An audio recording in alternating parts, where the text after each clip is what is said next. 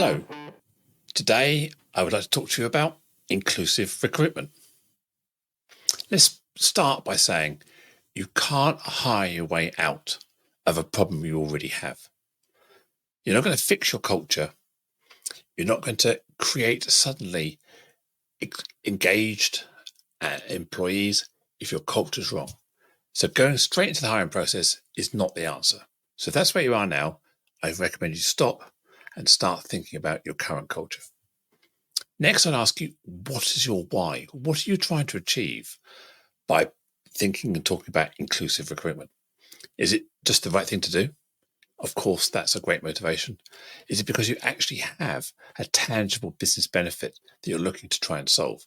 More representation of women in the senior leadership roles, maybe more representation of people who are black or brown or other people of colour. You're overrepresented with white people, overrepresented with men. That's what you're trying to solve, to be more aligned with your customers. Those are great reasons to focus on it.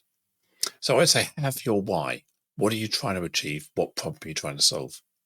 Then think about your goals and objectives. And I'm not talking about targets or quotas or anything like that here. What are you trying to achieve? How do you know if you've been successful in any inclusive recruitment initiatives? So think about the speed of change. Where do you want to be by 2025, by 2030? What's the trajectory? What are you aiming for? Are you looking for specific representation in your talent pipeline, or are you just simply looking to just broaden your reach? Let's remember, there is no magic bullet. I can't give you one blueprint that says this is how you fix everything. But there are things you can do to focus on a more inclusive approach to your recruitment. I'm also keen that we talk about how we can track and measure, because we've got our goals, we've got our objectives, we know where we're trying to get to. Are we tracking and measuring? How do we know if we're achieving what we set out to achieve? So it's important we collect data at all stages. It's important we understand who is entering our funnel, or more to the fact, who isn't entering our funnel. Where these people are in our process, where we're losing people. Are we losing people at the first sift? Are we not getting the right CVs? And we're not attracting candidates from diverse backgrounds in the first place. Then we can ask ourselves, why not? Why aren't we? And then we have a choice. We can either plough on with the current set of data, the current set of candidates we've got, or we can stop, pause, reflect, and readjust. Because it's important we start looking at our employer branding, recruitment marketing, even the EVP, the employer value proposition. What stories are we telling through our websites, through our social media, the imagery? What does it look like from the outside? What are the optics at play here? Because if we're trying to attract people that we're not currently attracting, then what do we look like from the outside? And sometimes we need to be really honest with ourselves that we don't look that attractive to many people. So again, we can't hire our way out of this. We've got to think about that in our culture, in our branding, in our imagery and our messaging.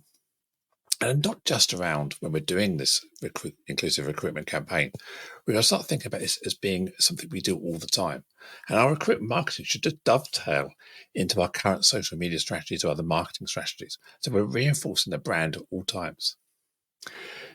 Then I'd ask, are you looking at best practice around inclusive recruitment, anonymizing or even removing CVs completely from the process using objective-based questions?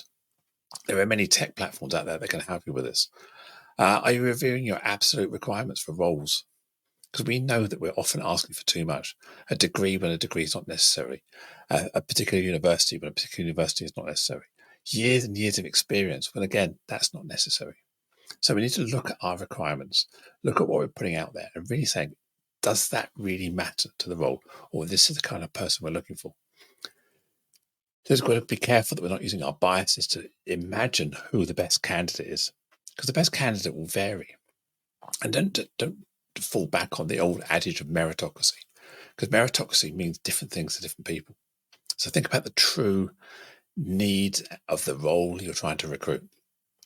And then we get to the point where we're actually engaging with candidates, start to prepare for the interview and the interview process as well.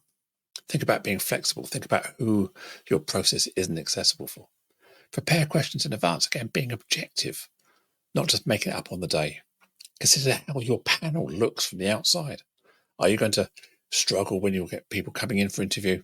when they're looking at the people in the room, thinking, well, hang on a minute, you don't represent me. So there are lots of things you can do here, and I've just touched on a few of them.